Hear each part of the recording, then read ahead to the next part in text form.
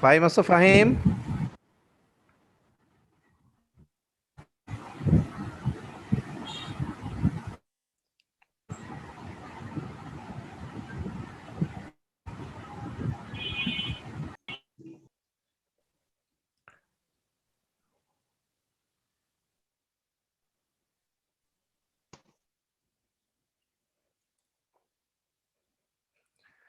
অসিত কুমার আছো? অসিত কুমার দেখতে পাচ্ছি, আছো নাকি? স্যার আসসালামু আলাইকুম। আসলাম।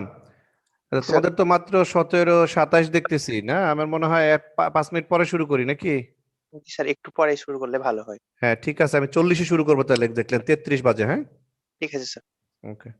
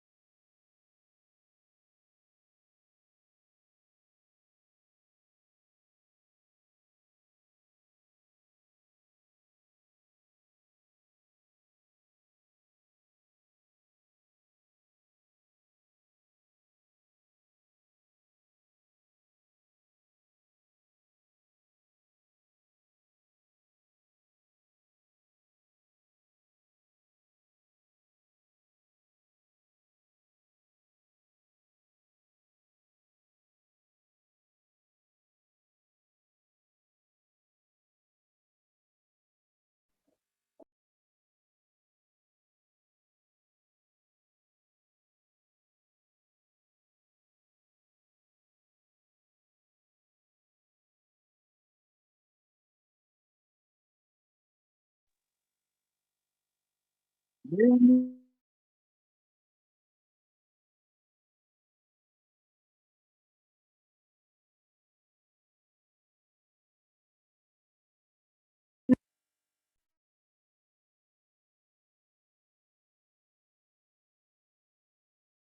হুম,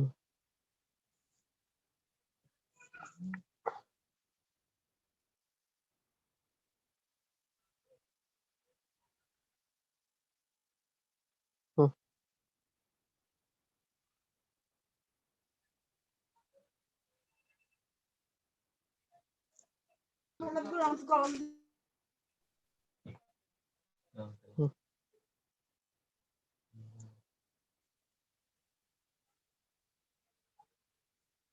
হুম,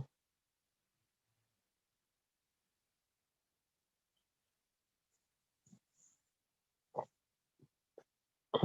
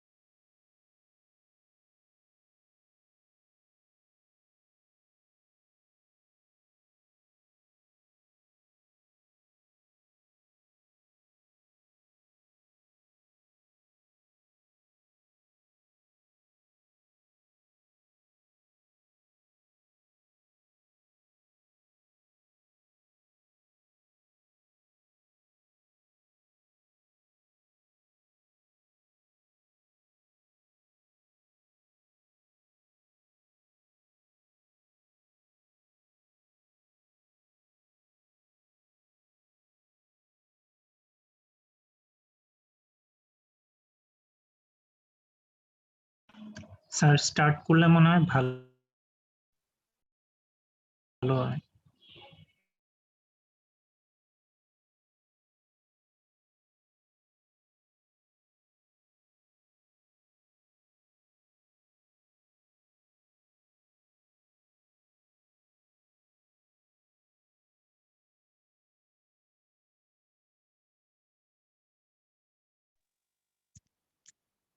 স্যার 3:45 বাজে, স্যার 4:30টার দিকে নামাজ আছে, তো স্যার ক্লাসটা শুরু করলে ভালো হয়। হ্যাঁ। উম,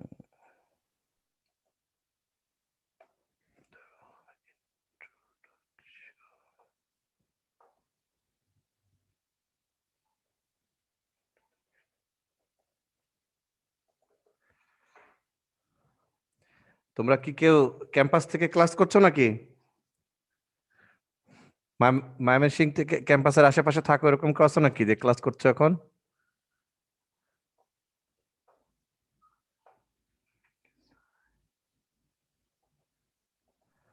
জি স্যার। কে আছো? জাহাঙ্গীর। জাহাঙ্গীর, কোথা থাকো? হলে? সেনার মোড় বাসায়। তোমার নিজের বাসা? জি।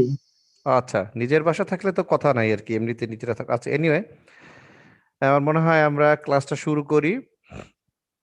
তোমরা কি স্ক্রিনে আমার স্লাইড দেখতে পাচ্ছ? জি স্যার। আচ্ছা, আমি যতটুকু দেখতে পাচ্ছি এখন বোধহয় 54 আছে না স্টুডেন্ট? টোটাল কতজন তোমরা ক্লাস করো রেগুলার এখন?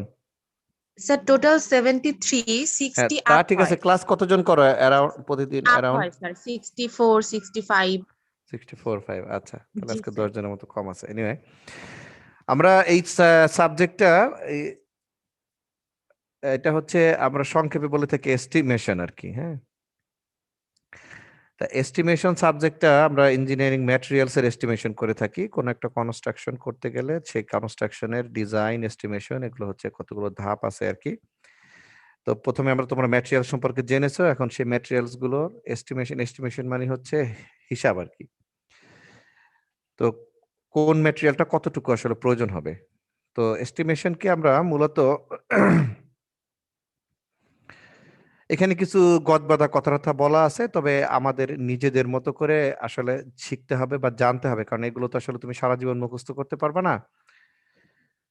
এখানে যেমন বলা আছে যে materials and the probable costs of various items of work in an engineering construction. Estimation আসলে দুইটা জিনিস এস্টিমেট করা হয়, একটা হচ্ছে ম্যাটেরিয়ালস এর পরিমাণটা, আর একটা হচ্ছে তার প্রাইসটা। তো প্রাইসটা করতে চাইলে আসলে ম্যাটেরিয়ালস এর হিসাব করতেই হবে, আর শুধু ম্যাটেরিয়ালস হিসাব করতে গেলে সেক্ষেত্রে প্রাইসের পার্ট আনার দরকার নেই, কিন্তু ম্যাটেরিয়ালস এর পার্টটা হিসাব এটা মাস্ট আর কি, এটা করতেই হবে। আর কস্টিংটা যদি চায় তাহলে কস্টিং করবা, যদি না চায় তাহলে কস্টিং করার প্রয়োজন নেই।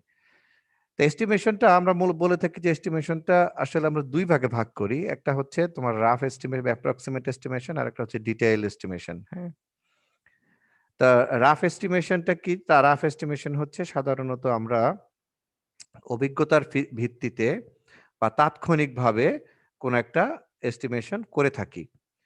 এই তাৎক্ষণিক ভিত্তিতে আমরা কিভাবে করে থাকি, এটা হচ্ছে মূলত অভিজ্ঞতার আলোকে, এবং এটা একটা জাজমেন্ট করে এটা আমরা করে থাকি। এটাকে অনেক সময় থাম রুলও বলে থাকি, যে থাম রুল বলি আমরা, কিছু নিজেরা কিছু হিসাব আমরা মুখস্থ করে নেই আর কি, বা করতে করতে জানা হয়ে যায় আর কি। হ্যাঁ, এরকম ভাবে আমরা একটা এস্টিমেট করে করে ফেলতে পারি।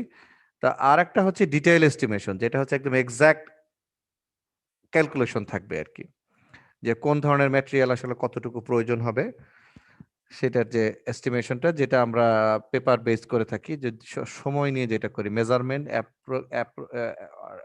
অ্যাকুরেট মেজারমেন্ট নিয়ে যে এস্টিমেশনটা আমরা করে থাকি, সেটা আসলে ডিটেইল এস্টিমেশন। হ্যাঁ, তো এস্টিমেশনের যেসব যেসব বিষয় এস্টিমেশনকে প্রভাবিত করে, এস্টিমেশনের এটার পরিমাণ এবং এটার কস্টিং যেসব বিষয়ের উপর ভিত্তি করে, সেগুলো আমরা আজকে কিন্তু আসলে আমরা প্রথম মূলত ইন্ট্রোডাক্টরি কথাবার্তাগুলো বলছি আর কি আমি প্রথমে। হ্যাঁ, সময় থাকলে আমি পরে কিছু একটা পড়ানো শুরু করব। তো এস্টিমেশনটা যেসব ফ্যাক্টরকে প্রভাবিত করে, সেটা একটা হচ্ছে যে লোকালি অ্যাভেলেবিলিটি, যে এই ম্যাটেরিয়ালটা লোকালি অ্যাভেলেবল কিনা। যদি লোকালি অ্যাভেলেবল হয় তাহলে তার কস্টিংটা স্বভাবতই কমে আসে। যদি এটাকে ইম্পোর্ট করতে হয় বা অনেক দূর থেকে নিয়ে আসতে হয় তাহলে সেটা কস্টিংটা বেড়ে যায় আরকি। আরেকটা হচ্ছে স্কিল লেবার। স্কিল লেবার আসলে খুবই ইম্পোর্টেন্ট। আধুনিক কালে আমি প্রায় সকল ক্লাসেই বলি যে আগে আগে আসলে হচ্ছে মনে করা হতো যে মূলধন মানে হচ্ছে অর্থ বা ফাইন্যান্স। এখন বলা হয় যে মূলধন মানে হচ্ছে স্কিল ম্যান পাওয়ার বা স্কিল লেবার। তো এইজন্য স্কিল লেবারটা খুব ইম্পোর্টেন্ট। স্কিল লেবার যদি না থাকে তাহলে অদক্ষতার কারণে আমাদের অনেক অপচয় হয় এবং এতে করে ম্যাটেরিয়াল অনেক বেশি লাগে এবং হচ্ছে কস্টিংটা অনেক বেড়ে যায়। আর তারপরে বলছে কস্ট অফ ম্যাটেরিয়ালস। ম্যাটেরিয়ালস এর যে লোকাল যে প্রাইসটা সেটি একটা, তো সেটা স্বাভাবিকভাবেই দাম বেশি হলে খরচ বেশি পড়বে। আর নেচার অফ প্রজেক্ট, প্রজেক্টটা কেমন প্রজেক্ট আরকি। আমি আমি একটা কলাম করব। সেই কলামটা আসলে কোথায় করব? কলামটা কি আমি ৫ তলা বিল্ডিং এর উপরে আরেকটা কলাম করব? নাকি আমি হচ্ছে গ্রাউন্ড সারফেস এ একটা কলাম করব? নাকি আমি হচ্ছে একটা ব্রিজের জন্য আমি হলো আন্ডার ওয়াটার কনস্ট্রাকশন করব? তো এটা হচ্ছে নেচার, প্রজেক্টের নেচারটা কেমন সেটার উপরে এই এস্টিমেশনটা বা এর কস্টিংটা আ ডিপেন্ড করে আরকি। এরপর হচ্ছে transportation facility. Transportation facility means হচ্ছে যে এইটা ম্যাটেরিয়াল গুলো আমরা যেখান থেকে আনবো সেখান থেকে আনার ফ্যাসিলিটিটা কেমন? যেমন হচ্ছে আমরা বলে থাকি যে এটা যত বেশি ট্রান্সপোর্টেশন ফ্যাসিলিটি যত বেশি চ্যালেঞ্জিং হবে, মানে যত বেশি বাধাগ্রস্ত হবে তত এর কনস্ট্রাকশন কস্ট বেড়ে যাবে এবং রিটার্নটা কমে যাবে কিন্তু আসলে, হ্যাঁ? তো একটু ১ মিনিট।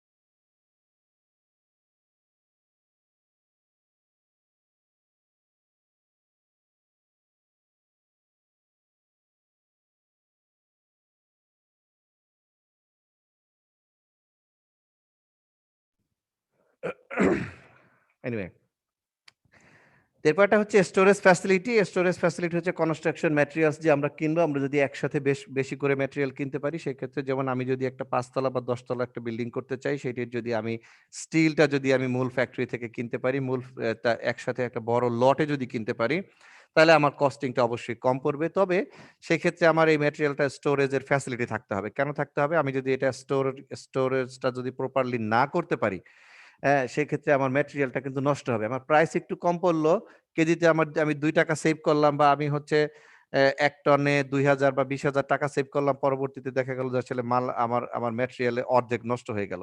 ফ্যাসিলিটি না থাকে, স্টোরেজ ফ্যাসিলিটি না থাকার কারণে। তাহলে কিন্তু আমার লাভ হবে, তাতে আমার লস হবে এবং ওই ম্যাটেরিয়াল ইউস করলে আমার স্ট্রাকচারও কিন্তু অনেক উইক হবে। এরপরে হচ্ছে নিয়ারনেস অফ ইলেকট্রিসিটি অ্যান্ড ওয়াটার। এখানে বলছে আসলে হচ্ছে যে ইলেকট্রিসিটি এবং পানি এটা ম্যাটেরিয়ালের মধ্যে অনেক সময় আমরা বিবেচনা করি না যে আমার যেসব ম্যাটেরিয়াল লাগবে তার মধ্যে আমি ধরি যে আমার ইট লাগবে, রড লাগবে, সিমেন্ট লাগবে, হ্যাঁ, বালু লাগবে ইত্যাদি, স্টোন লাগবে ইত্যাদি ইত্যাদি, এইসব আমরা হিসাব করি। কিন্তু পানি এবং ইলেকট্রিসিটিও যে কনস্ট্রাকশনের জন্য অপরিহার্য, এই জিনিসটা পাওয়ার এবং হচ্ছে ওয়াটার, এই দুটো খুবই ইম্পর্টেন্ট। এর সোর্স থাকতে হবে, সোর্স না থাকলে এটার ব্যবস্থা করতে হবে আরকি। তো এইটি যত সহজলভ্য হবে কনস্ট্রাকশন এর ব্যয় কিন্তু তত কম হবে। তোমরা জানো যে কনস্ট্রাকশন করতে গেলে প্রচুর পরিমাণ পানি লাগে এবং এটা অবশ্যই ফ্রেশ ওয়াটার লাগবে। এটা অবশ্যই একটা পরিষ্কার এবং ফ্রেশ ওয়াটার লাগবে। এটা স্যালাইন ওয়াটার হলে হবে না। এজন্য সমুদ্রের পাড়ে কিন্তু কনস্ট্রাকশন এর একটা চ্যালেঞ্জ হচ্ছে কিন্তু এই প্রজেক্টের সাইটে কিন্তু ফ্রেশ ওয়াটার সাপ্লাই দেওয়া আরকি। এবং এটা ব্যয়বহুলও আরকি। তো এই কাজটা করতে গেলেও কিন্তু তোমার কিন্তু এনার্জি লাগবে। যেটা ইলেকট্রিসিটি বলছি, ইলেকট্রিসিটি বলা হয়েছে আসলে এনার্জির বোঝানোর জন্য আরকি, যে এটা পাওয়ার লাগবে তোমার। পাওয়ার সোর্স তোমার অবশ্যই থাকতে হবে। তাছাড়া কনস্ট্রাকশন করতে পারবা না আরকি। তোমার লিফট চালাইতে হবে, তোমার হচ্ছে ওয়াটার বা পাম্প চালাইতে হবে, হ্যাঁ? তো এরকমভাবে এখানে স্টাফরা থাকবে, সেখানে ইলেকট্রিসিটি দরকার আছে। তো নানাবিধ কা কা ব্যা কাজে আমাদের ইলেকট্রিসিটি বা পাওয়ার সাপ্লাই কিন্তু থাকতে হবে। আরেকটা হচ্ছে সবচেয়ে ইম্পোর্টেন্ট যে জিনিসটা সেটা হচ্ছে এই যত কিছু বললাম এগুলো যে থাকতে হবে বলছি আমি আরকি। তো আছে কি নাই সেটি কে দেখবে? এটা একজন সুপারভাইজার দেখবে। সুপারভাইজার দেখলে তা স্ট্রং একটা সুপারভাইজার বা একটা স্ট্রং সুপারভিশন থাকতে হবে। স্ট্রং সুপারভিশনটা কে করবে? একজন সুপারভাইজার করবে। তাকে অবশ্যই দক্ষ হতে হবে। এজন্য বলছি স্কিল সুপারভিশন। এজন্যে বর্তমান সময়ে কনস্ট্রাকশন এর ক্ষেত্রে অনেকেই বলে থাকেন যে কনস্ট্রাকশনের ক্ষেত্রে নাম্বার 1 আগে মনে করা হয়তো, কখনো বলা হয়তো যে নাম্বার 1 হচ্ছে একটা ভালো একটা ডিজাইন থাকতে হবে, একটা নির্ভুল ডিজাইন খুব ইম্পর্টেন্ট। তারপরে দেখা গেল যে না, নির্ভুল ডিজাইন হলেই হচ্ছে না, কনস্ট্রাকশন ম্যাটেরিয়াল গুলো খুব গুড কোয়ালিটি ম্যাটেরিয়াল হইতে হবে, ম্যাটেরিয়াল খারাপ হলে হবে না। এখন দেখা যাচ্ছে যে ডিজাইনও যদি ভালো করি আমরা, ম্যাটেরিয়ালও যদি ভালো দেই, কিন্তু এটা প্রপারলি ইউজ হচ্ছে কিনা, ডিজাইন অনুযায়ী কাজ হচ্ছে কিনা, সেটি যদি আমরা এনশিওর করতে না পারি, তাহলে কিন্তু আমার কস্টিং অনেক বেড়ে যাবে, আমার হচ্ছে ম্যাটেরিয়াল অনেক বেশি লাগবে, তাতে করে অপচয় অনেক বেড়ে যাবে। তো এই জিনিসগুলো দেখভাল করার জন্য একজন সুপারভাইজার, আরো স্পেসিফিক করে বললে একজন স্কিল সুপারভাইজার কিন্তু আমাদের অবশ্যই থাকতে হবে। এটা কিন্তু তোমার হচ্ছে কস্টিং কে প্রভাবিত করবে আর কি।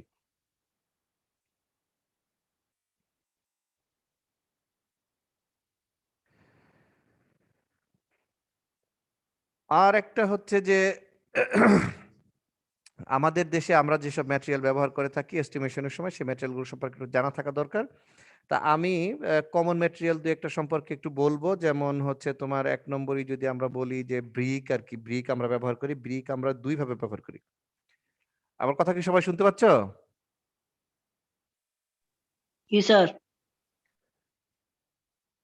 54 আচ্ছা।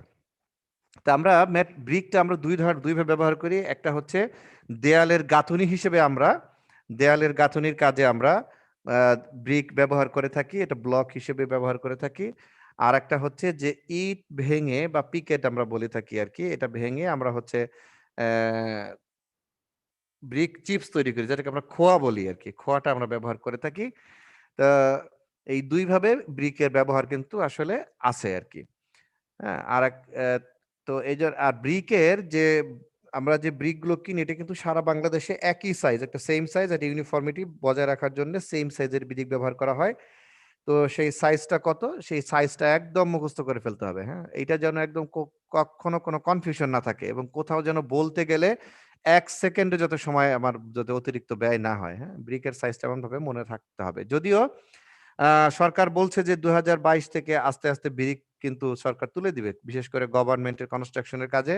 কারণ তোমরা জানো যে ব্রিক আসলে প্রডিউস করতে গেলে হিউজ ফার্টাইল সয়েল লাগে, এবং এই ব্রিক গুলোকে বার্ন করার জন্য প্রচুর তোমার এনার্জি খরচ করতে হয় বা ফুয়েল লাগে। সেই ফুয়েলটা মূলত হচ্ছে আমরা গাছ কেটে সেই জ্বালানি সরবরাহ করে থাকি, এবং এই ব্রিক পুড়তে গিয়ে, এই জ্বালানি পুড়ে, এই কাঠ যে পুড়ি আমরা, এতে করে প্রচুর পরিমাণে কার্বন ডাই অক্সাইড তৈরি হয় এবং অ্যাশ তৈরি হয়, যেটা আশপাশের এলাকার জনবসতি, মানুষের আশপাশের এলাকার স্ট্রাকচার, মানুষের স্বাস্থ্য, এবং সর্বোপরি আমাদের যে ফসলের, যেসব জমিতে ফসল ফলায় এর আশপাশে, সেই ফসলের প্রোডাকশন ট্রিমান্ডাসলি কমিয়ে দেয়। এর কারণ হচ্ছে হিট, এবং হচ্ছে তোমার এই যে অ্যাশ, যেগুলো আর কি, যেগুলো সবসময় আমরা খালি চোখে দেখতে পাই না। দেখবা যে ওই এলাকার গাছের পাতার দিকে তাকালে তুমি বুঝতে পারবা যে গাছের পাতাগুলো আসলে কালার চেঞ্জ হয়ে গেছে, এবং হচ্ছে তুমি দেখবা যে গাছের পাতার উপরে কিন্তু অ্যাশ দেখা যায় আর কি। তো এটা যত দূরে যায় আস্তে আস্তে কমতে থাকে, কিন্তু ভাটার একদম নিকটবর্তী স্থানে এর ইফেক্ট খুবই প্রকট, এবং যে কারণে বাতাসে যেহেতু পার্টিকেল থাকে, এই জন্য এটা কিন্তু এই মানুষের শ্বাস প্রশ্বাসের সাথে শ্বাসতন্ত্রের মাধ্যমে মানুষের ফুসফুসে যায়, এবং এটা অনেক রকম ফুসফুসজনিত রোগের, শ্বাসকষ্টজনিত নানান রকম রোগের সৃষ্টি করে থাকে আর কি। তো এই জন্য ইট থেকে কিন্তু এখন আমরা পৃথিবীর প্রায় অনেক দেশই সরে গেছে, উন্নত দেশগুলো তো বটেই, আর অবশ্যই গেছে আর কি অনেক আগেই, আর বাকিরাও যেতে চাচ্ছে, কিন্তু এর বিকল্প নিয়ে আসতে পারছে না বলে, বা বিকল্প অ্যাভেলেবল হচ্ছে না বলে, বা রিকোয়ারমেন্ট ফুলফিল করছিল না বলে, এবং প্রাইসও মিলছিল না বলে এতদিন হচ্ছিল না। এখন গভর্নমেন্ট কিন্তু চেষ্টা করছে, এবং অনেকখানি আমরা সফলও বলতে পারি, এবং এর প্রক্রিয়াটা শুরু হয়ে গেছে। তো তারপরেও ব্রিক আসলে আরো বহুদিনই আমরা ধারণা করি যে ব্রিক আরো বহুদিন আমাদের কাছে কনস্ট্রাকশন ম্যাটেরিয়াল হিসেবে কিন্তু থাকবে আর কি। হ্যাঁ, তো এই জন্য ব্রিক সম্পর্কে ভালোভাবে জানা থাকা দরকার। তোমরা কি কেউ বলতে পারবা ব্রিক ফিল্ড আছে, এমন কেউ আছে যাদের ব্রিক ফিল্ড আছে? আছো কেউ? জি স্যার, আমাদের আছে স্যার। তোমাদের আছে? জি স্যার। কি নাম তোমার? স্যার নাজিয়া। নাজিয়াদের ব্রিক ফিল্ড আছে। তুমি কি জি কখনো ব্রিক স্যার। ফিল্ডে গিয়েছো? জি স্যার। ব্রিক কিভাবে তৈরি করে, কিভাবে বার্ন করে দেখেছো? জি স্যার। বলো তো ব্রিক কত ধরনের ব্রিক, মানে কতটা ক্লাস আছে ব্রিকের, বলতে পারবা? স্যার তিনটা স্যার বলো তো। স্যার একটা হচ্ছে ফার্স্ট ক্লাস, আর একটা হচ্ছে সেকেন্ড ক্লাস, আর একটা third class sir. Third class.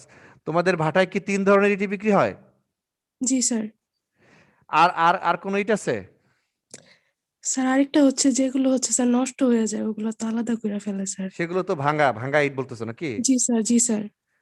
আর একটা যেগুলো একটু বাঁকা হয়ে যায় স্যার। যেগুলো বাঁকা হয়ে যায়, হ্যাঁ, সেগুলোকে কি বলে বলতে পারবা? স্যার এগুলোকে সেগুলো হচ্ছে পিকেট। পিকেট, পিকেট বলে স্যার। আর কি। জি স্যার। বা ঝামা, আগের দিকে ঝামা বলতো। ঝামা জামা আসলে একটু ভিন্ন জামা জিনিস আর কি। ঝামা আসলে জি ওরকম স্যার। না, ঝামা হলো যেটা একদম ওভার বার্ন হয়ে যায়, হ্যাঁ, স্যার একটু সেটা আর কালো কি। হয়ে যায় স্যার, আর ওভার হ্যাঁ, সাইজ হয়ে যায়। হ্যাঁ, কালো যেটা হয় একটু কালচে হয়, একটু বাঁকা হয়ে যায়। তো ইটটা নাজিয়া ঠিকই বলেছে, নাজিয়া না? জি স্যার। নাজিয়া, আচ্ছা, নাজিয়া ঠিকই বলেছে। ব্রিক আসলে ক্লাসিফিকেশন তিনটা: ফার্স্ট ক্লাস, ফার্স্ট, সেকেন্ড এবং থার্ড ক্লাস। কিন্তু আমাদের দেশে কিন্তু আসলে ফার্স্ট ক্লাস আর সেকেন্ড ক্লাস ইট বিক্রি হয়, থার্ড ক্লাস নামে কোনো ইট কিন্তু বিক্রি হয় না আসলে আমাদের দেশে ইটের ভাটায়। নাজিয়া, তোমাদের ইট ভাটায় কি first class, second class, third class, তুমি বলছিলে 3 ধরনের ইটই বিক্রি হয় নাকি? স্যার 3 ধরনের বিক্রি হয়, যে পিকেট সহ স্যার, কিন্তু হ্যাঁ, থার্ড না, ক্লাসে ইট ইট 3 ধরনের স্যার বিক্রি হয়, কিন্তু পিকেট বাদে কি 3 ধরনের ইট বিক্রি হয়? কি জানি স্যার, শিওর না, আমি 3 না, ধরনের শিওর না। কথাই আচ্ছা, জানি আমি স্যার। শিওর, আমি জানি আর কি, আমি নিজে ইট কিনেছি এবং আমি ধরো যে প্রফেশনাল কারণে আমি জানি। বাংলাদেশের ইট ভাটাগুলোতে 2 ধরনের ইট বিক্রি হয়। একটা হলো প্রথম শ্রেণীর ইট, একটা হচ্ছে দ্বিতীয় ফার্স্ট ক্লাস, একটা হলো সেকেন্ড ক্লাস। থার্ড ক্লাস নামে কোনো ইট নাই। আসলে ফার্স্ট ক্লাস এবং সেকেন্ড ক্লাস দুটো ইট বাংলাদেশে ফার্স্ট ক্লাস হিসেবে বিক্রি হয় ইটের ভাটায়। আর যেটি থার্ড ক্লাস ব্রিক, সেটি আসলে সেকেন্ড ক্লাস ইট হিসেবে বিক্রি হয়।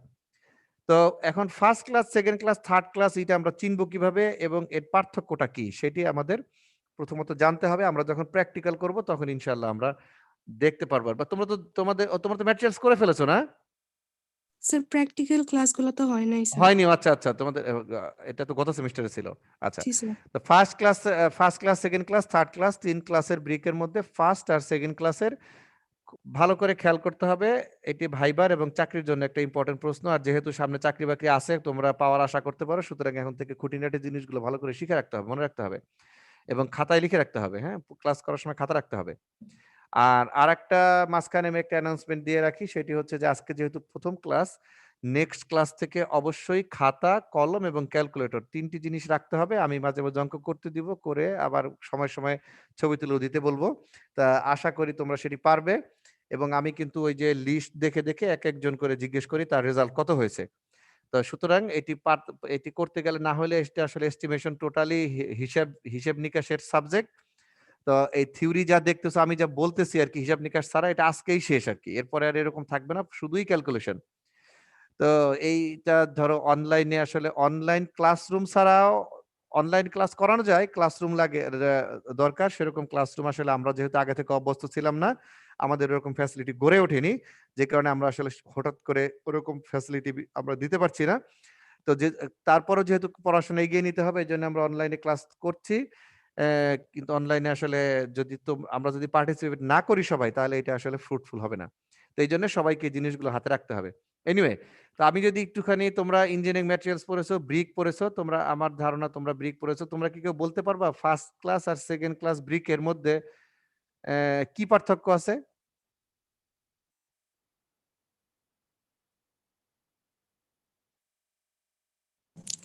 স্যার ফার্স্ট ক্লাসটা স্যার সব দিকে সমানভাবে বাড়ানো হয়, হুম, আর সেকেন্ড ক্লাসটা একটু বেশি বা কম বাড়ানো হয় খুব সম্ভবত। আর কেউ?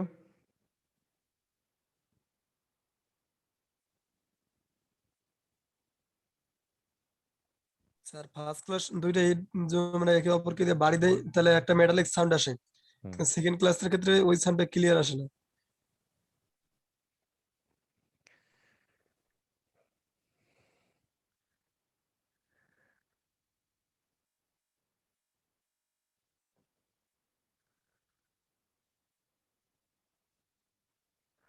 ইরফান আছো? ইরফান?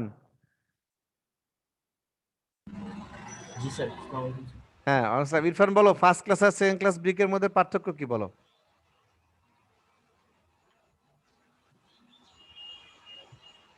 Hello sir. প্রথম শ্রেণী আর দ্বিতীয় শ্রেণীর ইটের মধ্যে পার্থক্যটা কি বলতে পারবা?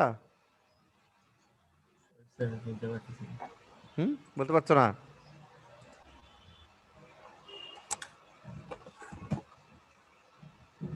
আর কে? বিসমা, আইডি নম্বর 9, বলো। স্যার ভুলে গেছি, মনে নাই তো। ভুলে গেছো? মাত্রই তো পড়লা কয়দিন আগে।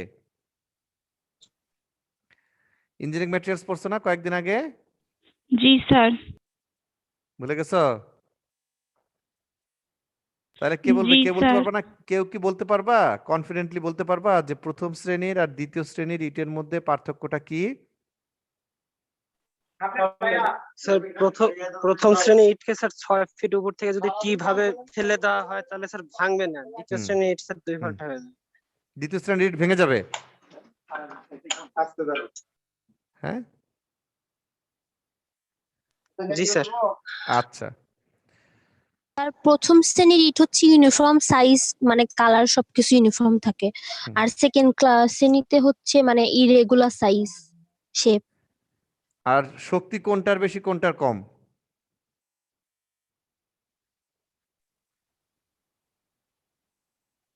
বলতে পারবা? শক্তি ফার্স্ট ক্লাসে বেশি, সেকেন্ড ক্লাসে কম। সেকেন্ড ক্লাসে কম। কি নাম তোমার? রুম্মানুল জান্নাত নাহিদ।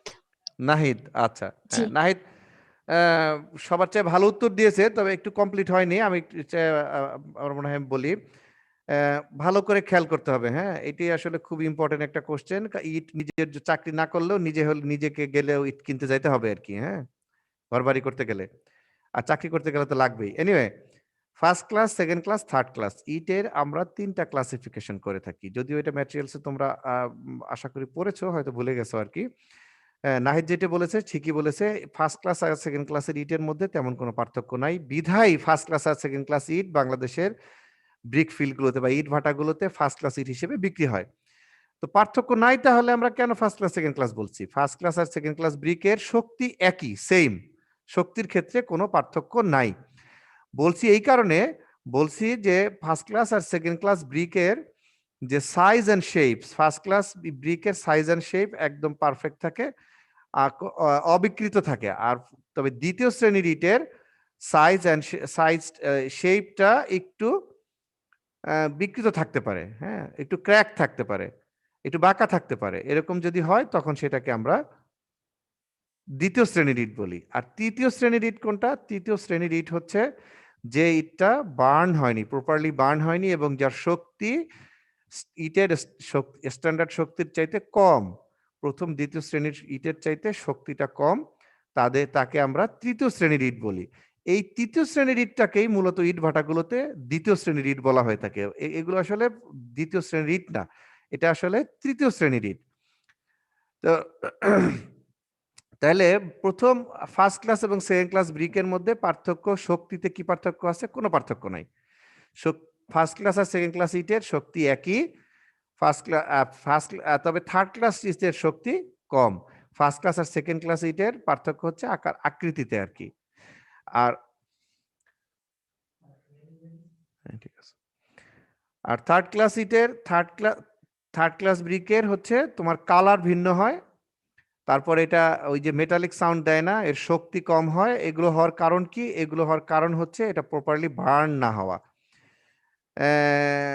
ইটের ভাটা কে বলছিল? নাজিয়া সম্ভবত, নাকি? নাজিয়া বলেছিল যে ইটের ভাটায় আছে। নাজিয়া কি বলতে পারবা?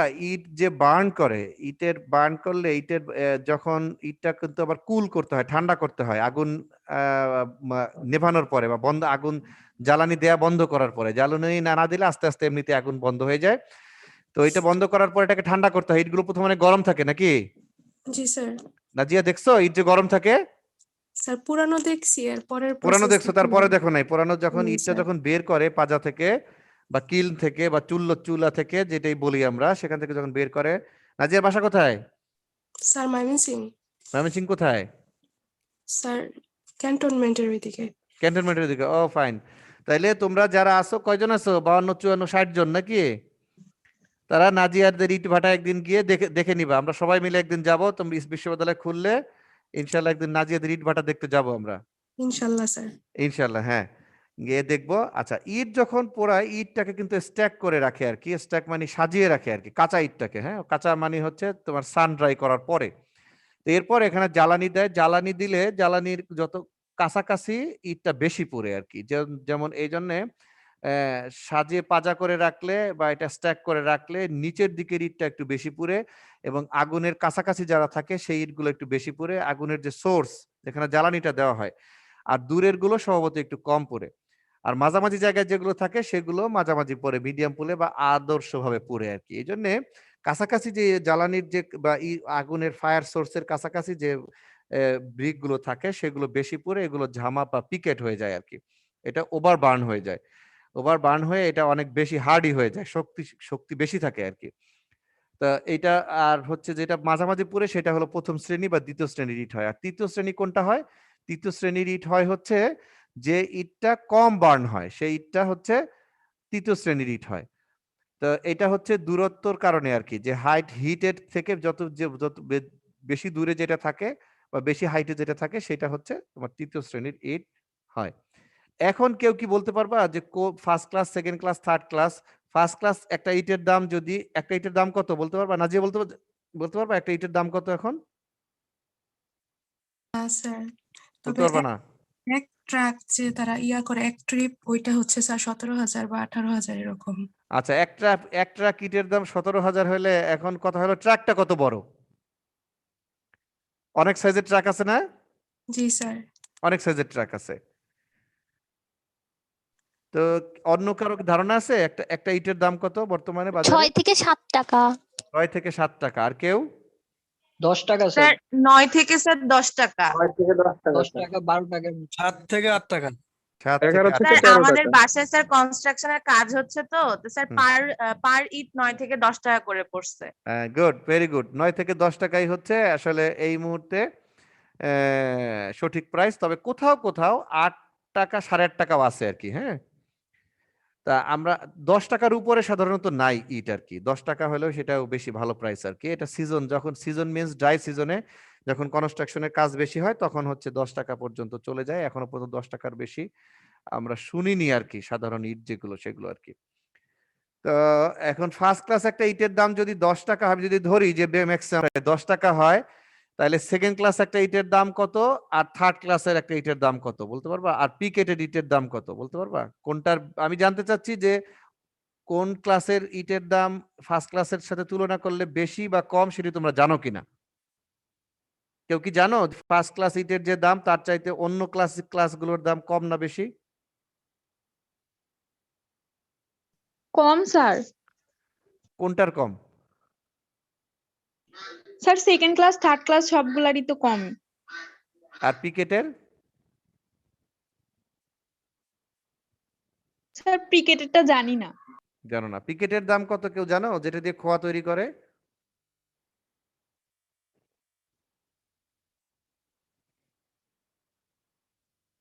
জানো না কেউ? স্যার 7 থেকে 8 টাকা। না, 7 থেকে 8 টাকা যদি আমি জানতে চাচ্ছি যে ফার্স্ট ক্লাস ইটের সাথে যদি তুলনা করি তার চাইতে কম না বেশি? স্যার কম হওয়ার কথা। কম হওয়ার কথা। স্যার কমই হয়। যেহেতু স্যার পিকেটটা তো শুধু স্যার খোয়া তৈরি করে, হুম। ওটা একটু কম হওয়ার কথা।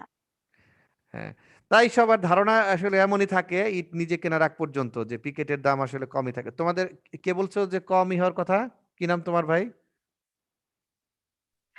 মেহনাজ স্যার। মেহনাজ। আচ্ছা, মেহনাজের বাসায় কি কনস্ট্রাকশন হচ্ছে বলতেছিল নাকি? জি স্যার। আচ্ছা, তাহলে তো খুবই সহজ, মেহনাজ আজকেই জানতে পারবে যে আসলে পিকেটের দাম কম না বেশি, জি নাকি? স্যার। জি স্যার। হ্যাঁ, তো পিকেটের দাম আসলে কম হয় না। পিকেটের দাম এক সময় কম ছিল, এখন মানুষ বুঝে ফেলছে যে আসলে পিকেট আসলে ফেলনা জিনিস নয়, পিকেটও আসলে কাজে লাগে এবং ভালোভাবেই কাজে লাগে। এবং পরিস্থিতি এমন যে ফার্স্ট ক্লাস ব্রিক অ্যাভেলেবেল পাওয়া গেলেও পিকেটটা কিন্তু আসলে চাহিদা অনুযায়ী পাওয়া যায় না সবসময়। পিকেট দিয়ে যেহেতু খোয়া তৈরি হয় আর কনস্ট্রাকশনের কাজে কংক্রিট তৈরি করতে গেলে ঢালাইয়ের কাজে প্রচুর খোয়া প্রয়োজন হয়, তো এই জন্য সবসময় এটা পাওয়া যায় না। এবং প্রথম শ্রেণী দ্বিতীয় শ্রেণীর ইটের দাম যদিও ভিন্ন হওয়ার উচিত ছিল, কিন্তু যেহেতু প্রথম শ্রেণী আর দ্বিতীয় শ্রেণীর ইট প্রথম শ্রেণী হিসেবেই বিক্রি হয়, এই জন্য এই দুটোর দাম একই দামে বিক্রি হয় বাজারে। পিকেটেও ফার্স্ট ক্লাস ব্রিকের দামে বিক্রি হয়, শুধুমাত্র থার্ড ক্লাস ব্রিক যেটি আসলে ইট ভাটায় সেকেন্ড ক্লাস ব্রিক হিসেবে বিক্রি হয় সেইটি আসলে একটু কম দামে বিক্রি হয়। হ্যাঁ, প্রতিটা ইট হয়তো 1 থেকে 2 টাকা, 1 টাকা, 1.5 টাকা, 2 টাকা এরকম কম দামে বিক্রি হয়। এটা brick field to brick field vary করে। তো এই হলো মোটামুটি, এগুলো আসলে কিন্তু জানতে হবে। আমি যেগুলো বললাম এগুলো আসলে আসলে গল্প না, আসলে এগুলো পড়া। কারণ হচ্ছে যে তোমাকে সব লেভেলের ভাষা এবং পরিস্থিতি তোমাকে জানতে হবে যদি তুমি একজন ভালো ইঞ্জিনিয়ার হতে চাও। তোমাকে যেমন ইঞ্জিনিয়ারিং এর ভাষা বুঝতে হবে, তোমাকে যারা ব্রিক ফিল্ডের মালিক তাদের ভাষাও বুঝতে হবে, তোমাকে যে সাধারণ একজন মিস্ত্রি আছে বা রাজমিস্ত্রি বলি আমরা যাদেরকে আর কি, আহ, বাংলাতে যাদের রাজমিস্ত্রি বলি আর কি, বা যারা হচ্ছে তাদের সহকারী হিসেবে কাজ করে, রাজমিস্ত্রির সহকারী বা যোগানদার, তাদের ভাষাও তোমার বুঝতে হবে। তারা যে ল্যাঙ্গুয়েজে, যে ম্যাটেরিয়ালকে যে ল্যাঙ্গুয়েজে বলে, যেভাবে নোট করে বা ডিনোটেড করে, তাদের ল্যাঙ্গুয়েজটাও আমাদেরকে জানতে হবে। এবং এর মার্কেট প্রাইস সম্পর্কে আমাদের সম্যক ধারণা অলওয়েজ থাকতে হবে, না হলে তুমি এস্টিমেট করতে পারবে না। তুমি যদি একটা ইটের দাম না জানো, তাহলে 1 লক্ষ ইট তুমি যদি বের করো যে আমার 1 লাখ ইট লাগবে, তো 1 লাখ ইটের দাম কি একটা ইটে 1 টাকা না 10 টাকা, 10 টাকা না 50 টাকা, এটা যদি তুমি না জানো তাহলে তুমি টাকা খরচ বের করতে পারবে না। তো খরচ বের করা সহজ, একটা সিঙ্গেল ইউনিটের দাম জানলেই হয়। তো ইট ইট কিভাবে বিক্রি হয়? ট্রাক হিসেবে নাকি?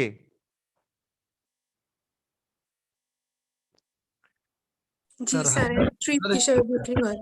হ্যাঁ, এক ট্রিপ সম্ভবত। 1 ট্রিপ। আর কেউ ইট কিভাবে বিক্রি হয় জানো? এটিও জানতে হবে, ইউনিটটা কি বিক্রির। আমি যে এস্টিমেশন করব কোন ইউনিটটা দিব, ফাইনাল ইউনিটটা কি দিব আমি, হাজার প্রতি স্যার যে 1000 ইটের দাম কত এই হিসাবে?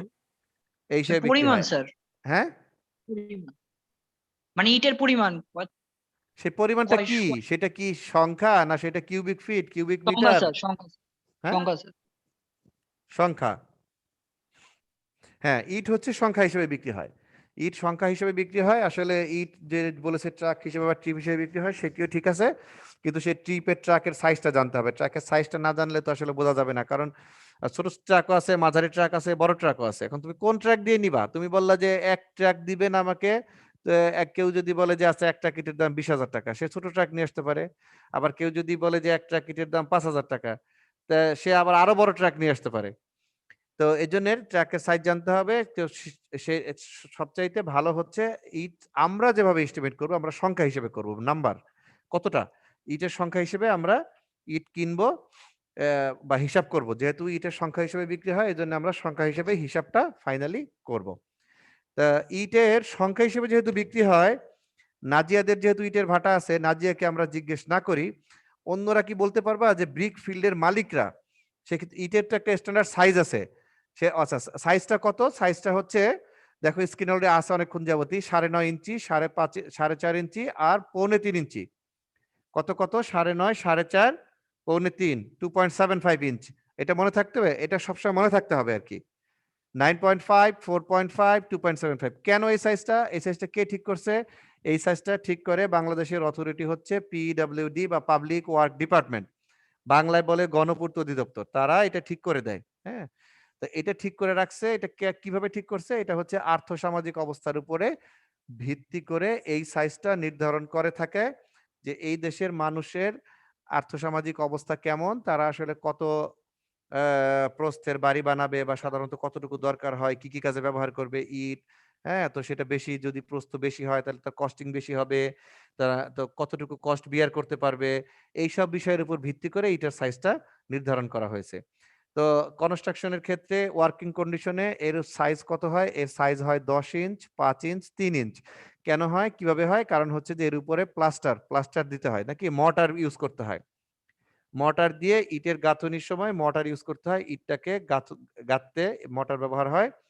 তো এই মর্টারের কারণে এর সাইজটা বেড়ে যায়। এর উপরে যখন মর্টারের লেয়ার পড়ে তখন তার সাইজটা বেড়ে যায়। এই জন্য ওয়ার্কিং কন্ডিশনে এটার সাইজ হয়ে যায় 10 ইঞ্চ, 5 ইঞ্চ, 3 ইঞ্চ। এই জন্যই যখন একটা বিল্ডিং তৈরি করে বা একটা স্ট্রাকচার তৈরি করে, তখন আমরা বলি যে 10 ইঞ্চ স্ট্রাকচার বা 10 ইঞ্চ ওয়াল, 5 ইঞ্চ ওয়াল, 3 ইঞ্চ ওয়াল। এই তিনটা সাইজেরই কিন্তু আমরা আমাদের দেশে প্রচলিত সাইজ আর কি। এই 3 সাইজের করি। এখন এই সাইজ অথবা এর গুণিতক সাইজ, যেমন 5, 10, কেউ 15, কেউ 20, কেউ 25, কেউ 30, এরকম সাইজের থিকনেসের ওয়াল করতে পারে আর কি, বা গাঁথুনি তৈরি করা সম্ভব। এই হলো মোটামুটি ইটের সাইজের কথা। এখন বাজারে যে ইট পাওয়া যায়, ইট ভাটার মালিকেরা বলতো সংখ্যায় যেহেতু বিক্রি হয় এবং এটা যেহেতু একটা নির্দিষ্ট সাইজ আছে, সারা বাংলাদেশে এই সাইজ থাকার কথা, বাস্তবে এই সাইজের চাইতে কম পাওয়া যায় নাকি বড় পাওয়া যায়? ছোট হয় না বড় হয় ইটটা বলো তো?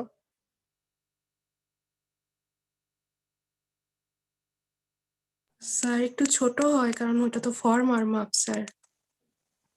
কে বলছে? নাজিয়া? জি স্যার। হ্যাঁ, আর নাজিয়ার এই প্রশ্নের উত্তর না দেয় ভালো, সেটা নাজিয়া একটু পরে বুঝতে পারবে। অন্যরা বলো।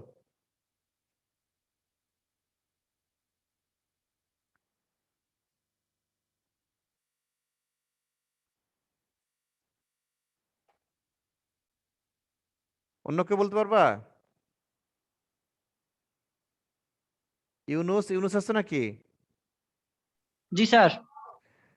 ইউনুস বলো তো।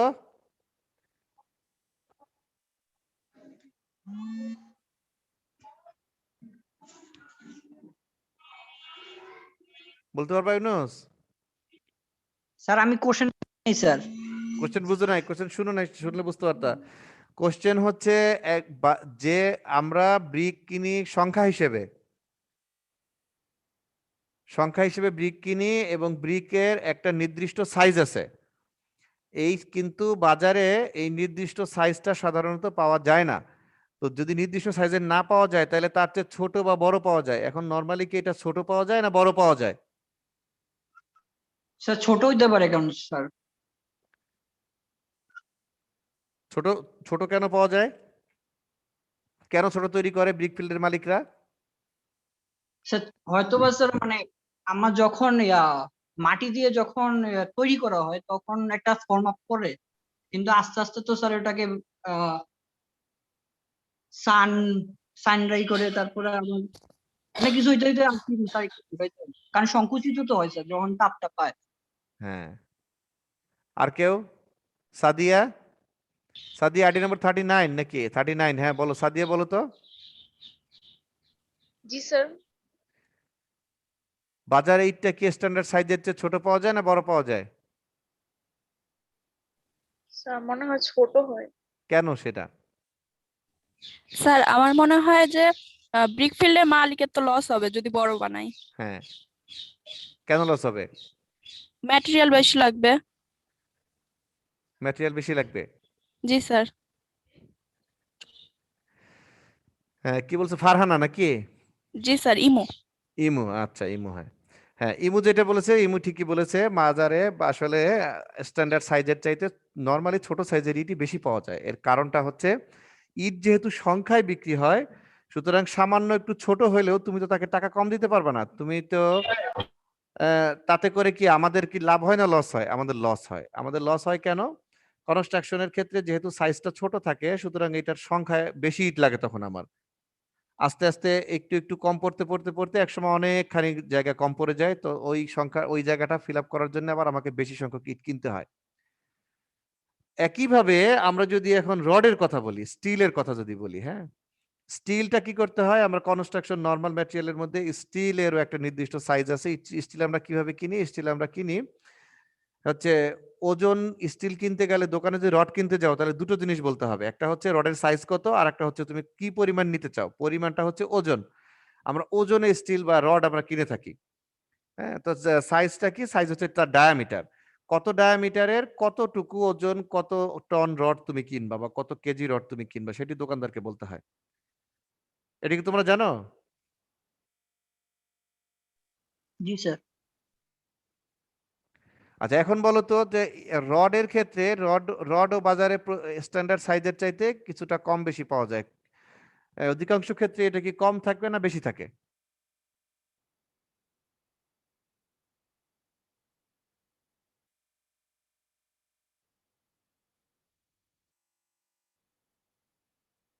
এখানে তো স্যার বেশি থাকার কথা। কেন? স্যার ওই যে তাহলে আমার যে রডটা লাগতেছে ওই রডটা যখন আমি কিনতেছি আর বেশি থাকলে ওজন বেশি হইতেছে। বেশি হলে তার লাভ কি?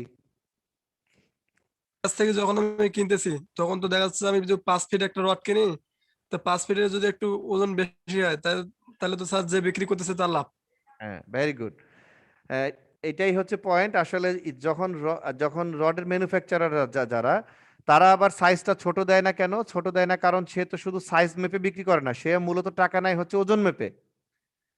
তো আমার যদি 10 মিলিমিটার ডায়ামিটারের রড হয়, সে 10.5 মিলিমিটার যদি করে দেয়, তাহলে ওই যে 0.5 মিলিমিটার যে বেশি হলো, তুমি তো দোকানদারকে বলতে পারবে না যে ভাই আপনি 0.5 মিলিমিটার এটা হলো উপর থেকে, বা এটা আপনি রেখে দেন আর কি, তাই না? বা এইটুকু আমাকে ছোট করে দেন, এটা বলার সুযোগ নাই। তো তাতে করে হয় কি, রড আমার হচ্ছে যতটুকু রড প্রয়োজন ছিল তার চেয়ে অনেক বেশি রড আমাকে কিনতে হয়। কারণ আমি আবার যখন ব্যবহার করি তখন আবার লেন্থ মেপে মেপে ব্যবহার করি। তো একই লেন্থে যখন ডায়ামিটার বেশি হবে তখন ওজনটা কি হবে? বেশি হবে। সম লেন্থের ডায়ামিটার যদি বেশি হয় তাহলে তার ওজনটা কি হবে? বেশি হবে। তো বেশি হলে তখন আমাকে অনেক বেশি পে করতে হয়। তো তাহলে সে একই লেন্থের বা একই ডায়ামিটারের রডের জায়গায়, রডের ক্ষেত্রে সে বেশি পরিমাণে রড আমার কাছে বিক্রি করতে পারতেছে। তো যেই কারণে এটার সাইজ কিন্তু আসলে স্ট্যান্ডার্ড সাইজের চাইতে কম থাকে না, বরং বেশিই থাকে আর কি। হ্যাঁ, তো এটা একটা, অনেক ক্ষেত্রে আবার এর ব্যতিক্রমও পাওয়া যায়, অনেক জায়গায় কমও থাকে। সেটি কম থাকার কারণ হচ্ছে যে এটা অর্ডার দিয়ে আবার তৈরি করে। যখন বড় বড় কনস্ট্রাকশন হয় ঠিকাদাররা তখন বলে যে আমাদের একটু কমিয়ে দেন, এত জায়গায় এত দেন, 11 বা 12 মিলিমিটার আছে, এটা 11.5 করে দেন আর কি। হ্যাঁ, তাতে করে ওই যে কস্ট অনেকখানি কমে আসবে। এনিওয়ে, তো এই জিনিসগুলো আমাদেরকে জানতে হবে, এইগুলো জানা দরকার, কারণ এস্টিমেশন করার ক্ষেত্রে এই জিনিসগুলো জানা বা এই নেচার গুলো জানা আমাদের জন্য খুবই ইম্পর্টেন্ট। হ্যাঁ, তো এই জন্য ইট কেনার সময় কি দেখতে হবে? ইটের সাইজ দেখতে হবে, ইটের সাইজ আর তার কোয়ালিটি দেখতে হবে। রড কেনার সময়ও তার কোয়ালিটি দেখতে হবে, কোয়ালিটির সাথে সাথে তার সাইজটা মাপতে হবে। সাইজ মিন্স তার ডায়ামিটারটা মাপতে হবে। হ্যাঁ, আর কি কিনি আমরা? আর আমরা হচ্ছে পিকেট তো আমরা ভালো মানের পিকেট দেখে কিনবো, পিকেটের স্ট্রেংথ বের করে নিব। আর স্টোন কিনি কোর্স এগ্রিগেট হিসেবে। আর বালুর ক্ষেত্রে খুব ইম্পর্টেন্ট একটা বিষয় দেখতে হবে, সেটি হচ্ছে বালু যেখান থেকে যে সোর্স, সেই সোর্সে স্যালাইন ওয়াটারের সোর্স থেকে বালু যদি আহরণ করা হয়ে থাকে তাহলে সেই বালু কেনা যাবে না, একদমই কেনা যাবে না। হ্যাঁ, তো বালুর ক্ষেত্রে এই যে বিল্ডিং বা ওয়াল যে আমরা বলি যে নোনা বা লবণাক্ত, না আমরা বলি যে স্যালাইন, ইঞ্জিনিয়াররা আমরা বলি যে এটা হচ্ছে স্যালাইন কন্ডিশন থেকে এটা আসছে আর কি, বা স্যালাইন সোর্স থেকে এটা আসছে আর কি, বা সল্টিক সয়েল থেকে আসছে। তো স্যালাইন ওয়াটারের থেকে বালুর সোর্স কি? বালু কোন জায়গা থেকে কালেকশন করে জানো তোমরা? River sir. নদী থেকে নাকি? জি স্যার। সমুদ্রের পাড়ে বালি আছে না? বালু নাই?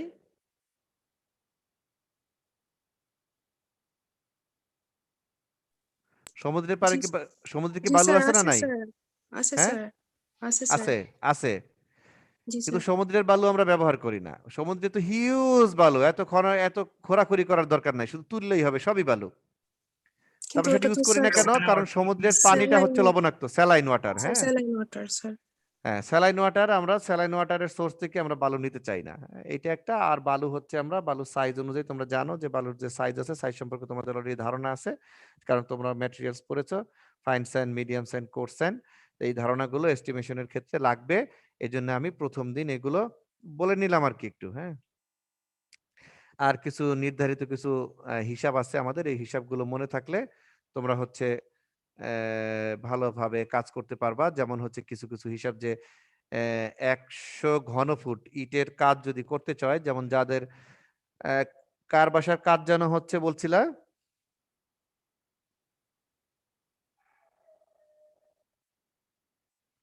কনস্ট্রাকশনের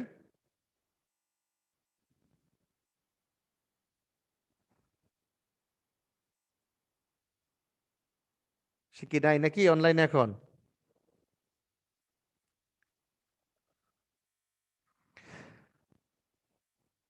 আচ্ছা, এনিওয়ে, তো আমরা যখন এস্টিমেট করি তখন আমরা একটা কনস্ট্রাকশনের প্রাইমারিলি কতটুকু আমরা হিসাব করে নেই প্রাথমিকভাবেই, যে আসলে কি পরিমাণ ম্যাটেরিয়াল লাগবে, হিসাবটাকে আমরা এস্টিমেশন বলছি। তো সেটা করতে গেলে আমাদের কিছু থাম্ব রুল আছে যেগুলো আমরা অ্যাপ্লাই করে থাকি স্যার সাধারণভাবে। আমি আসি স্যার, মেহনাজ হোসেন মির্জা স্যার, হ্যাঁ, আমার মেহনাজ। নেটের প্রবলেম হয়ে গিয়েছিল। জি স্যার। আচ্ছা, হ্যাঁ, মেহনাজরা যেহেতু বাড়ি করছো, মেহনাজদের নিশ্চয়ই একটা হিসাব আছে। নরমালি আমরা যদি তোমরা কতবার বাড়ি করছো মেহনাজ? স্যার 5 তালা। 5 স্যার তলা। হয়ে গেছে কমপ্লিট, শুধু 5 তালার কাজ চলছে। আচ্ছা, কোথায় মেহনাজের বাসা? কোথায়? ঢাকায়? না স্যার, বগুড়া। বগুড়াতে, ও আচ্ছা, তো কাছাকাছি আছে, আমরা একসময় যেহেতু গিয়ে দেখতে পারবো আর কি। জি স্যার, অবশ্যই। হ্যাঁ, তো মেহনাজদের যেহেতু 5 তলা বিল্ডিং, এটি অবশ্যই একজন ডিজাইনারকে দিয়ে ডিজাইন করা হয়েছে এবং তার এস্টিমেটও করা হয়েছে।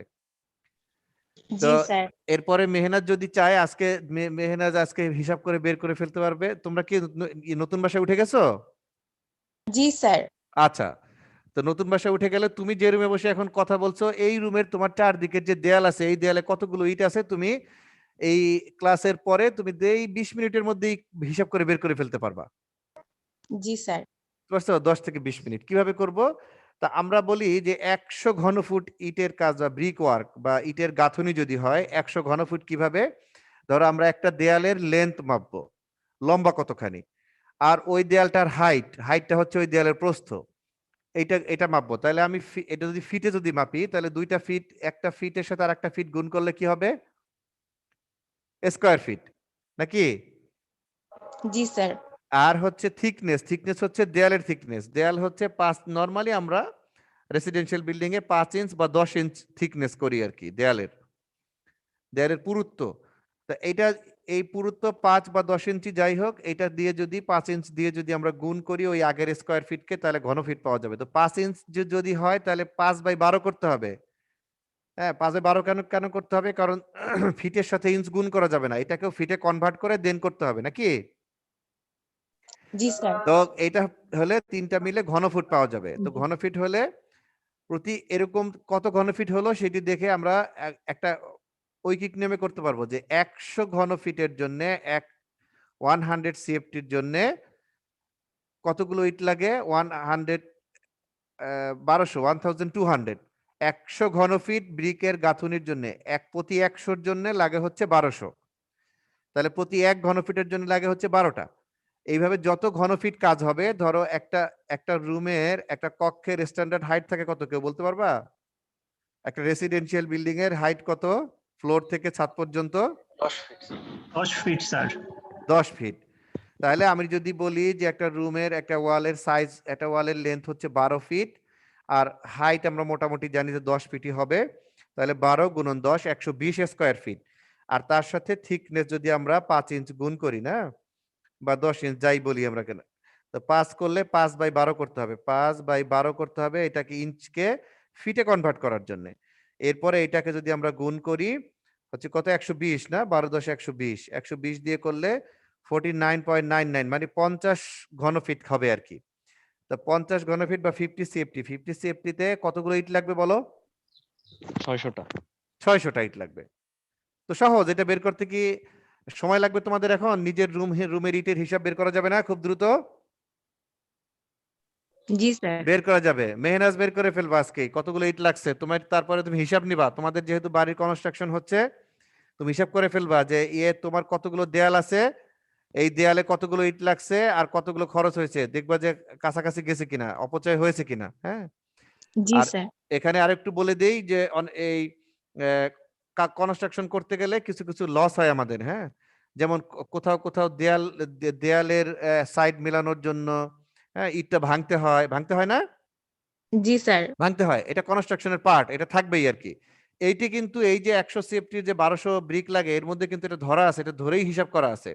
অ্যাকচুয়ালি লাগে হচ্ছে 952টা ইট লাগে, 952টা, কখনো বলে 953টা। তো সেটাকে আমরা 1200 ধরেছি। 1200 কেন ধরেছি? ওই যে লসটা হিসাব করে ধরেছি। সুতরাং 100 ঘনফিটের জন্য যে 1200 ইট লাগবে, এর মধ্যে যত রকম লস আছে কনস্ট্রাকশনের সব বিবেচনায় নিয়েই কিন্তু 100 ঘনফিটের জন্য 1200টা ইটের কথা আমরা বলেছি আর কি। হ্যাঁ, তো তাহলে এটা হলো ইটের গাঁথুনি। এগুলো আমরা থাম্ব রুল বলি, এগুলো জানা থাকলে আমাদের ক্যালকুলেশন করতে সুবিধা হয়। ওই যে আমরা বলেছিলাম যে একটা হলো কি ডিটেইল এস্টিমেশন, আর একটা কি এস্টিমেশন বলেছিলাম? Rough estimation. Rough estimation. এটা হচ্ছে আমরা রাফ এস্টিমেশন এভাবে দ্রুত করে ফেলতে পারি। আরো সহজ পদ্ধতি আছে। সহজ পদ্ধতি হচ্ছে, যদি 5 ইঞ্চি গাঁথুনি হয়, প্রতি 1 স্কয়ার ফিটের জন্য 5টা ইট লাগবে প্রতি স্কয়ার ফিটের জন্য। ওয়ালের তাহলে থিকনেস দিয়ে তখন গুণ দেওয়ার দরকার নাই, তখন শুধু দৈর্ঘ্য প্রস্থ মাপলেই হবে। আর 10 ইঞ্চের গাঁথুনি হলে প্রতি স্কয়ার ফিটের জন্য 10টা ইট লাগবে। এটা আরো সহজ। এগুলো হচ্ছে থাম্ব রুল, এগুলো জানলে সাথে সাথে তুমি অ্যাজাম্পশন করে ফেলতে পারবা। মিস্ত্রি বা অন্য লোক তোমাকে বোকা বানাতে পারবে না যে কতগুলো লাগবে। তোমার ডিটেলস কাগজপত্র নিয়ে তো লম্বা হিসাব করার দরকার নাই। হ্যাঁ, তা আর 100 সিএফটিতে যে 1200টা ইট লাগবে এটা কিন্তু মোটামুটি হিসাব করেই আমরা রেখেছি আর কি। আর কি লাগবে? ইটের গাঁথুনি করতে আর মর্টার লাগবে। মর্টারের মধ্যে কি কি থাকে? মর্টারের মধ্যে থাকে বালু আর থাকে সিমেন্ট। তো বালু আর সিমেন্ট কতটুকু লাগবে? আমরা বলে যে 100 ঘন ফিট, 100 প্রতি 100 ঘন ফিট ইটের গাঁথুনির জন্য 36 সিএফটি, হ্যাঁ 36 সিএফটি হচ্ছে মর্টার লাগে, হ্যাঁ 36 সিএফটি মর্টার লাগে। তো মর্টারের মধ্যে কি থাকে? মর্টারের মধ্যে থাকে পানি, বালু আর সিমেন্ট। তা এখন এই বালু আর সিমেন্টের প্রপোর্শনটা দেয়া থাকে। বালু আর সিমেন্টের প্রপোর্শন যদি 1:4 হয়, হ্যাঁ বালু আর সিমেন্টের প্রপোর্শন যদি 1:4, ঐকিক নিয়মের অঙ্ক করছি না আমরা আগে স্কুলে? জি স্যার। আচ্ছা, তাহলে এখন বলো তো 36 সিএফটি এর মধ্যে যদি এক এক ভাগ থাকে সিমেন্ট আর 4 ভাগ থাকে বালু, তাহলে সেখানে সিমেন্টের পরিমাণ কত বলতে পারবা?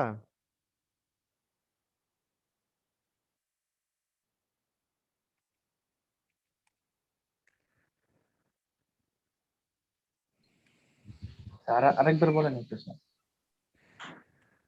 100 ঘন ফিট ইটের গাঁথুনির জন্য 36 সিএফটি বা 36 সিএফটি হচ্ছে মর্টার লাগে। মর্টারের মধ্যে থাকে হচ্ছে কি বালু আর সিমেন্ট।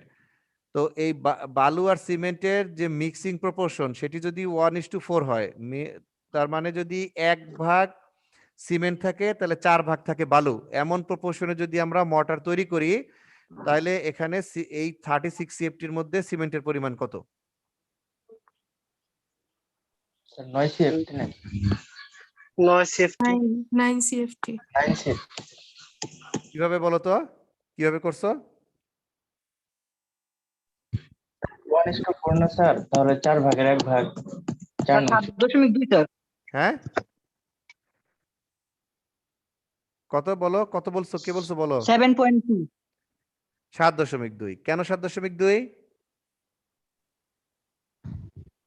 স্যার অনুপাত তো স্যার 4 আর 1, 4 আর 1 5 ভাগের 1 ভাগ হবে। যারা 4 ভাগের 1 ভাগ করেছো তাদের একটু ভুল হয়েছে, 5 ভাগের 1 ভাগ হবে। টোটাল কয় ভাগ? 5 ভাগ। 1:4 হলে টোটাল ভাগ কয়টা? 5 ভাগ। 5 ভাগ।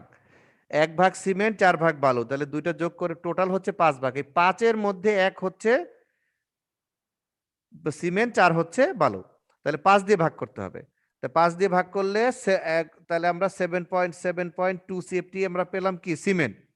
তাহলে এখন 7.2 সিএফটি যখন সিমেন্ট পাবো, এখন সিমেন্ট তো আমি দোকানে সিমেন্ট কি হিসেবে বিক্রি হয় বলতে পারো কেউ? বস্তা হিসেবে স্যার। স্যার কেজি হিসেবে।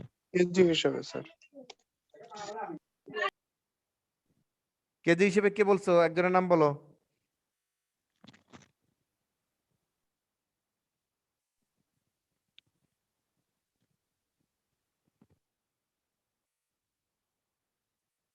কেজি হিসেবে সিমেন্ট বিক্রি হয় বলছো না স্যার দুইজন? আমি কে বলছি বলছো? স্যার। হ্যাঁ স্যার আমি বলছি স্যার, ওয়ালিদ। ওয়ালিদ। আচ্ছা ফাইন। আর বস্তা হিসেবে কে বলছো? আমি স্যার মেহনাজ। মেহনাজ বলছো। আচ্ছা মেহনাজ। ওয়ালিদ তুমি বলো, তুমি কি বস্তা কেজি হিসেবে সিমেন্ট তুমি কি কখনো সিমেন্ট কিনতে গিয়েছো? জি স্যার। স্যার কেজি হিসাবে বলতে স্যার বস্তার মধ্যে থাকে 50 কেজি আর কি। হ্যাঁ সিমেন্টের এই দাম নির্ধারণ করে কিভাবে? দোকানদার কিভাবে দাম ধরে?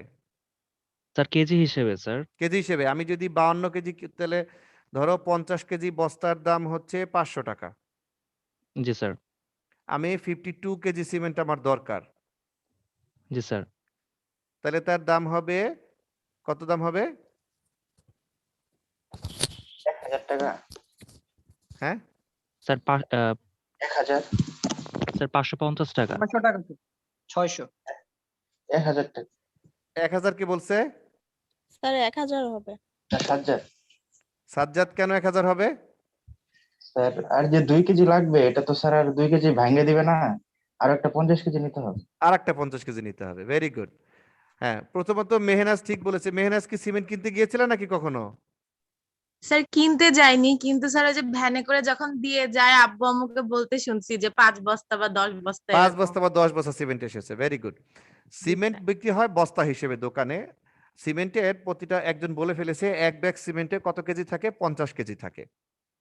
তো 50 কেজি থাকলে আমাদের এস্টিমেট করার সময় আমাদের যদি হিসাব আসে যে আমাদের এখন এই যে যেমন কত ঘনফিট সিমেন্ট লাগবে আমাদের বলছি আমরা 36 সিএফটি থেকে 7.2 সিএফটি পেয়েছি না আমরা? জি স্যার। 7.2 সিএফটি পেয়েছি। এখন 7.2 সিএফটি হচ্ছে সিমেন্ট পেয়েছি। এখন 7.2 সিএফটি সিমেন্ট তো বাজারে বিক্রি হয় না। তুমি যদি দোকানদারকে গিয়ে বলো ভাই আমাকে 7.2 সিএফটি সিমেন্ট দাও, তাহলে সে তো বুঝবে না, এই হিসাব সে করে কুলে উঠতে পারবে না। তো এই সিমেন্ট এটাকে কি করতে হবে? এটাকে বস্তায় কনভার্ট করতে হবে। তো বস্তায় কনভার্ট করতে গেলে এক ব্যাগ সিমেন্টে কত সিএফটি সিমেন্ট থাকে জানো? 1.25 সিএফটি। এগুলো লিখে রাখতে হবে, হ্যাঁ। এক ব্যাগ সিমেন্টে 50 কেজি ওজনের হিসেবে 50 কেজি থাকে, আর আয়তনের হিসেবে আমরা এস্টিমেট করে পাবো হচ্ছে তার ভলিউম। ওজন কিন্তু প্রথমে পাবো না, আর নাম্বার অফ ব্যাগ পাবো না, আমরা নাম্বার অফ ব্যাগে হিসাব করব। তা এক ব্যাগে থাকে 1.25 সিএফটি। তো আমরা যত যত সিএফটি পাবো সেটাকে 1.25 দিয়ে ভাগ করতে হবে। তা আমরা যদি 7.2 সিএফটি পাই, তাহলে কত ব্যাগ সিমেন্ট আমাদের হবে বলো তো?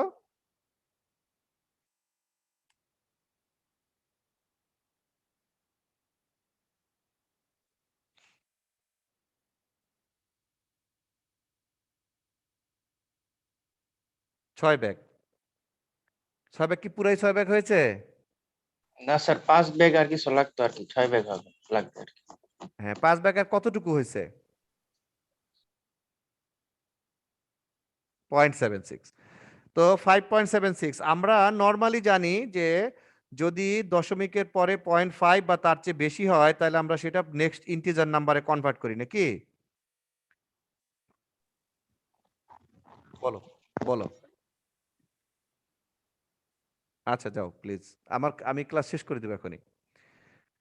হ্যাঁ, তো 0.5 বা তার চেয়ে বেশি হলে আমরা নেক্সট যেমন আমরা যদি 2.5 হয় বা 2.6 হয় তখন আমরা 3 লিখি। আর যদি 2.2 হয় তাহলে আমরা কত লিখি? 2 লিখতে চাই নাকি? যদি নেক্সট ইন্টিজার নাম্বার বলি তাহলে আমরা 2 লিখি, আমরা 0.2 বাদ দিতে চাই। কিন্তু সিমেন্টের ক্ষেত্রে এইটা করা যাবে না। সিমেন্টের ক্ষেত্রে আমরা কি করব? সিমেন্ট বা ব্রিকের ক্ষেত্রেও, ব্রিক যদি এমন হয় যে 10,320.2টা ইট লাগবে, তাহলে আমরা কত লিখবো? 10,321 লিখবো। মনে থাকবে? সিমেন্টের ক্ষেত্রেও যদি কমও হয়, যদি হয় যে এটা 5.76 হয়েছে বলে আমরা 6 বলছি, তা না। যদি 5.25 হয় তবু আমরা এটাকে 6 বস্তায় লিখবো, 6 ব্যাগ লিখবো। কেন লিখবো? সিমেন্ট নরমালি ভেঙে বিক্রি করে না। এখন বাস্তবতা হচ্ছে সিমেন্ট ভেঙে বিক্রি করে। তো আমরা সিমেন্ট খুচরা বিক্রি করে, কেজি মেপেও বিক্রি করে, 2 কেজি, 1 কেজি, 5 কেজি, 4 কেজি। এটা অনেক দোকানদার, বড় দোকানদাররা করে না, ছোট ছোট দোকানদাররা করে। এটি আসলে ঠিক নয়, এটা একটা অনিয়ম। অনিয়ম এই সেন্সে বলছি আমি যে ইঞ্জিনিয়ারিং পয়েন্ট অফ ভিউ থেকে এটি করার সুযোগ নাই। কারণ সিমেন্টের বস্তা খোলার পরে সিমেন্ট হচ্ছে এয়ারটাইট ব্যাগে থাকে। সিমেন্ট হচ্ছে এটা সিমেন্ট একটা কেমিক্যাল, একটা রাসায়নিক পদার্থ। এই বিক্রিয়া করার জন্য কি দরকার? পানি দরকার। পানি পাওয়া মাত্রই তার রিয়াকশন শুরু হয়ে যায়। তো পানি আমরা এই জন্য কি করি? মর্টার বা কংক্রিট তৈরি করার সময় এর সাথে পানি মিক্স করি সিমেন্টের রিয়াকশন করার জন্য, কেমিক্যাল রিয়াকশন স্টার্ট করার জন্য বা কমপ্লিট হওয়ার জন্য। পানি অবশ্য যত পানি দেই তত পানি সিমেন্টের রিঅ্যাকশনের জন্য দরকার হয় না। বাকি পানিটা দেই আমি এটা নরম করার জন্য, যাতে আমার এটা ব্যবহার করতে সুবিধা হয়, হ্যান্ডেল করতে ইজি হয় আর কি।